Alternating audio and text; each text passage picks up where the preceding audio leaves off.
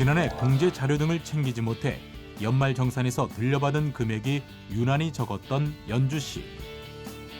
올해는 기필코 놓치는 공제 항목이 없도록 공제제도 공부에 열의를 불태우는데요.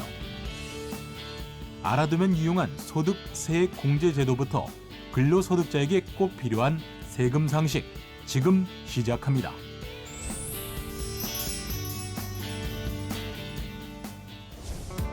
소득이 있는 사람은 누구나 소득에서 일정한 금액을 세금으로 납부하고 있죠. 근로소득자도 예외는 아닌데요. 그렇다면 근로소득자는 어떻게 세금을 계산하고 근로소득자가 받을 수 있는 공제제도에는 어떤 것들이 있는지 지금부터 저와 함께 알아보시죠.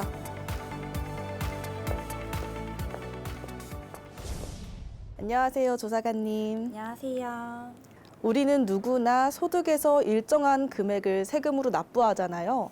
그런데 근로소득자는 어떻게 세금이 부과되는 건가요? 먼저 근로자에 대한 세금은 매달 월급을 줄 때 그 소속기관이나 사업자가 간이세액표에 의해 원천 징수합니다. 그리고 다음해 2월분 월급을 줄 때 1년분의 정확한 세금을 정산하게 되는데요. 이때 근로자는 본인의 부담 수준에 맞게 원천 징수 세액을 간이세액표의 80%, 100%, 120%로 선택 가능합니다.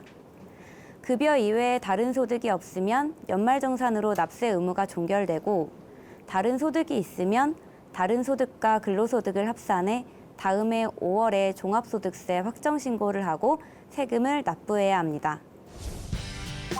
근로소득세는 우리가 흔히 연봉이라고 부르는 연간 급여액에서 비과세 소득을 뺀 총급여액에서 시작하는데요.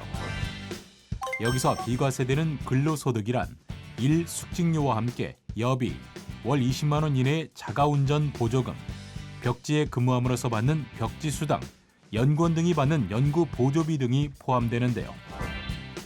또 국외에서 근로를 제공하고 받는 급여, 월 10만 원 이하의 식사대를 비롯해 장애급여, 유족급여, 실업급여와 함께 근로자 본인의 학자금, 출산 보육수당 등이 포함됩니다. 이렇게 산출한 총급여액에서 근로소득 공제를 빼면 근로소득 금액이 나오게 되는데요. 그러니까 연간 급여액에서 비과세 소득과 근로소득 공제 금액을 빼고 근로소득세가 계산되는 거군요. 그렇습니다. 하지만 여기서 근로소득세 계산이 끝나는 건 아닌데요. 이렇게 나온 근로소득 금액에서 각종 소득공제를 빼면 과세표준이 나오게 됩니다. 이 과세표준에 세율을 곱하면 산출세액이 나오고 여기서 다시 한번 세액 감면과 세액 공제 금액을 빼면 결정세액이 나오는데요. 이렇게 나온 결정세액으로 연말정산 때 우리가 세금을 더 납부하거나 환급받을 수 있게 됩니다. 이때 과세 표준에 따라 적용받는 세율이 달라지는데요. 과세 표준이 1,200만 원 이하는 6%의 세율이 적용되고 1,200만 원 초과 4,600만 원 이하는 15%, 4,600만 원 초과 8,800만 원 이하는 24%, 8,800만 원 초과 1억 5천만 원 이하는 35%, 1억 5천만 원 초과 3억 원 이하는 38%, 3억 원 초과 5억 원 이하는 40%, 5억 원 초과 42%의 세율이 각각 적용됩니다. 그렇다면 계속해서 똑소리 나는 연말 정산을 위한 주요 소득 공제와 세액 공제 내용을 살펴볼까요? 먼저 인적 공제입니다. 인적 공제는 근로자 본인을 포함해 생계를 같이 하는 부양 가족에 대해 1인당 150만 원씩 공제가 가능한데요. 이때 근로자 본인이 부녀자인 경우에는 연 50만 원의 부녀자 공제가 가능하며 기본 공제 대상자가 장애인인 경우에는 1인당 200만 원, 경로 우대자인 경우에는 1인당 100만 원, 한부모에 해당하는 경우에는 100만 원의 기본 공제에 추가해 공제를 받을 수 있습니다. 또 자녀 세액 공제는 2019년부터 7세 이상에 대해 적용되는데요. 기본 공제 대상인 7세 이상 자녀가 2명까지는 1명당 15만 원씩, 3명째부터는 1명당 30만 원씩 추가로 공제됩니다. 조사관님, 이 밖에도 소득 세액공제 시 유의해야 할 사항들에는 어떤 것들이 있을까요?